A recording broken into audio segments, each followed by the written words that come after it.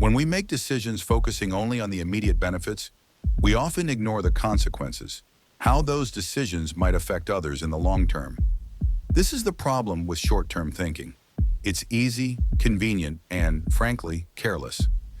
Take this example. Imagine you're drinking water from a plastic bottle while on a boat.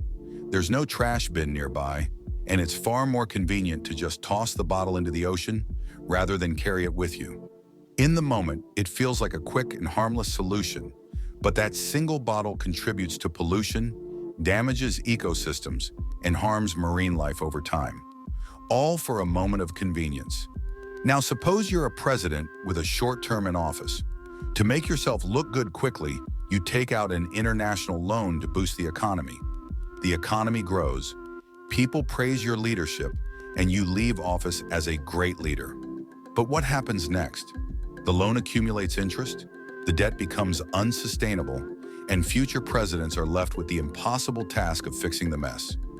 No one wants to be remembered as the president who had to spend their entire term paying off debt, so they follow the same pattern, pushing the burden further into the future. Eventually, the debt grows so large that the country is trapped in an irreversible crisis, all because of decisions focused solely on short-term benefits. Short-term thinking is what I would call evil. Why? Based on the previous video, being evil means ignoring how your actions will negatively affect others, even when you know the harm you're causing. It's similar to immorality, but applied to individual choices rather than society as a whole. Think back to the example of the ball from the last video. A good action, one focused on the long term, would involve carefully considering the ball's path to avoid collisions with others. In contrast, a short-term action doesn't care about the bigger picture. It just prioritizes convenience or immediate results, regardless of the damage it causes later.